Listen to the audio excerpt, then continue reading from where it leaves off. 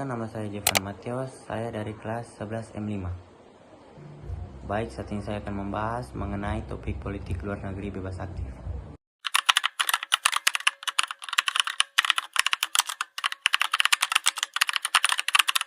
Turut andil dalam melaksanakan ketertiban dunia berdasarkan kemerdekaan, perdamaian abadi, dan keadilan sosial.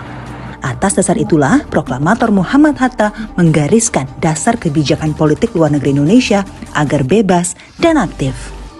Jadi kita ingin tetap berangkat pada satu posisi prinsip yang tidak dipengaruhi, atau kita bisa memberikan kebebasan untuk menetapkan arah kebijakan luar negeri kita tanpa harus tertarik atau terbawa oleh kebijakan luar negeri dua kelompok besar tersebut. Berdasarkan Undang-Undang Nomor 37 Tahun 99 Pasal 3, politik luar negeri Indonesia menganut prinsip bebas aktif yang diabdikan untuk kepentingan nasional. Namun, apakah berarti Indonesia harus senantiasa netral dalam hubungan luar negerinya? Tidak harus netral sebenarnya. Ketika rakyat kita menghendaki pemerintah untuk melakukan tindakan yang keras karena ada negara yang menyerang negara lain, ya, sepanjang itu memang dikehendaki oleh masyarakat, ya tentu mau tidak mau aspirasi rakyat itu harus dimunculkan. Hal ini terlihat dari dukungan Indonesia dalam memperjuangkan kemerdekaan Palestina. Presiden Indonesia kerap mengecam agresi Israel terhadap rakyat Palestina dan menganggap Israel melanggar hukum internasional. Adapun dalam konflik Rusia-Ukraina, sikap Indonesia yang mengecam serangan Rusia terhadap Ukraina menuai pro dan kontra di kalangan masyarakat. Bagaimana kita membangun perdamaian kalau kita sudah mengutuk, sudah menyalahkan? Satu, sekilas kebijakan Soekarno dalam politik luar negeri. Pada masa kepemimpinan Soekarno, Indonesia menerapkan politik luar negeri bebas aktif untuk menjaga kemandirian negara di tengah persaingan dunia pada masa Perang Dingin. Soekarno menegaskan bahwa Indonesia tidak memihak blok barat maupun blok timur, tetapi aktif memperjuangkan perdamaian dan kerja. Salah satu bukti nyata kebijakan tersebut adalah ketika Indonesia menjadi tuan rumah Konferensi Asia sampai Afrika 1955 di Bandung. Melalui konferensi ini, Indonesia berhasil mempertemukan negara-negara Asia dan Afrika yang baru merdeka untuk melawan kolonialisme dan memperkuat solidaritas negara berkembang. Kebijakan ini menunjukkan bahwa di bawah kepemimpinan Soekarno, Indonesia tidak hanya menjaga kedaulatan nasional, tetapi juga berusaha menjadi negara yang aktif, berperan dalam menciptakan perdamaian dunia. 2. Analisis dampak. Dampak positif politik luar negeri bebas aktif.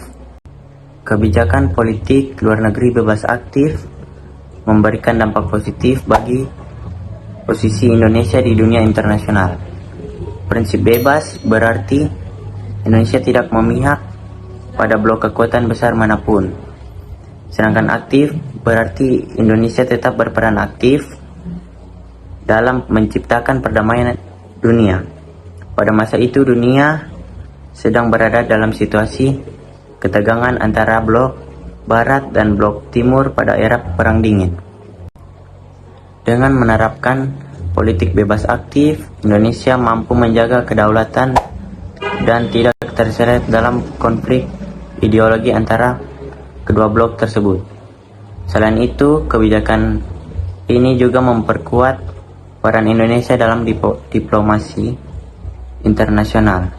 Salah satu bukti nyata adalah peran Indonesia sebagai salah satu penggagas dan tuan rumah Konferensi Asia sampai Afrika 1955 di Bandung. Konferensi ini mempertemukan negara-negara Asia dan Afrika yang baru merdeka untuk memperjuangkan kerjasama, perdamaian, serta menentang kolonialisme. Hal ini membuat Indonesia dipandang sebagai negara yang memiliki pengaruh besar dalam memperjuangkan kepentingan negara berkembang di dunia. 2. Dampak negatif politik luar negeri bebas aktif.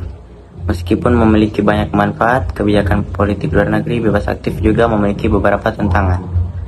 Salah satunya adalah posisi Indonesia yang sering berada di tengah-tengah persaingan kekuatan besar dunia dalam beberapa situasi. Sikap tidak memihak ini justru membuat Indonesia mengalami tekanan politik maupun ekonomi dari negara-negara yang besar yang memiliki kepentingan masing-masing.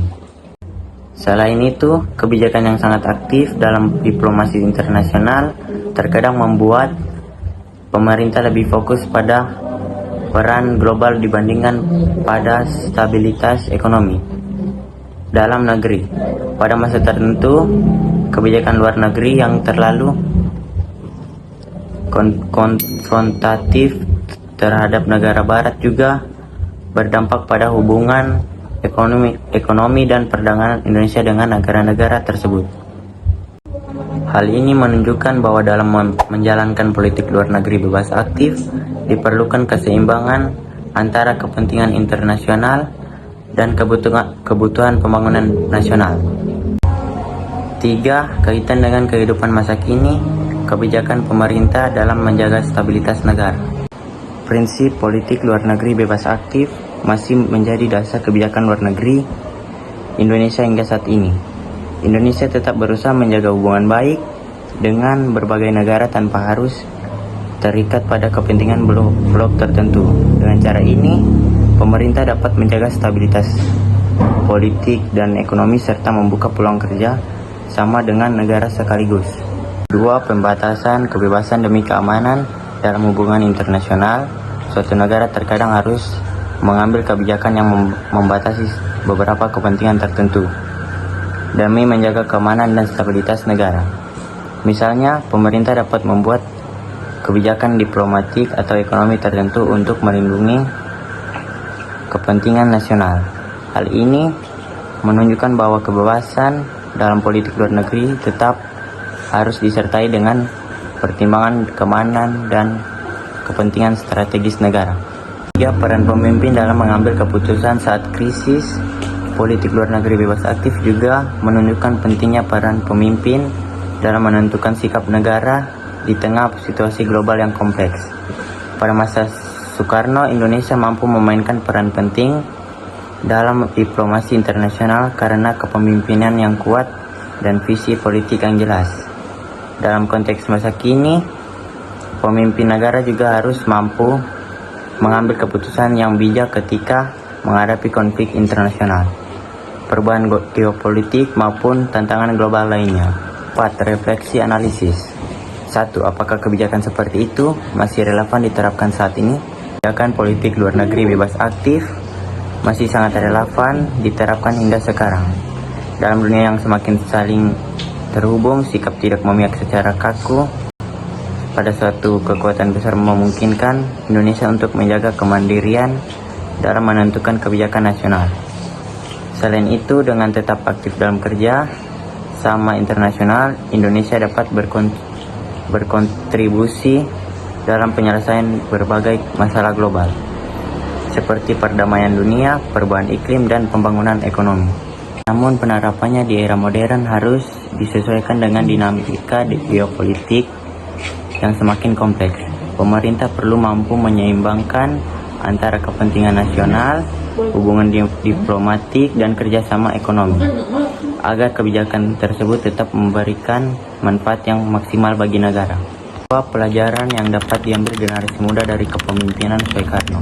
Dari kebijakan politik luar negeri bebas aktif yang diterapkan oleh Soekarno, generasi muda dapat belajar tentang pentingnya memiliki sikap mandiri dan tidak mudah terpengaruh oleh tekanan dari pihak luar. Selain itu, generasi muda juga dapat memahami bahwa sebuah negara perlu berperan aktif dalam menciptakan kerja sama dan perdamaian dunia. Pembimbingan tersebut juga mengajarkan bahwa keberanian dalam mengambil sikap harus disertai dengan kemampuan diplomasi dan strategi yang matang. Dengan demikian, generasi muda dapat meneladani semangat nasionalisme sekaligus kemampuan berpikir strategis dalam menghadapi tantangan global di masa depan. Kesimpulan dari politik luar negeri bebas aktif adalah strategi diplomasi yang mandiri, tidak memihak namun tetap berkomitmen tinggi untuk terlibat dalam solusi masalah dunia demi kepentingan nasional dan kemanusiaan.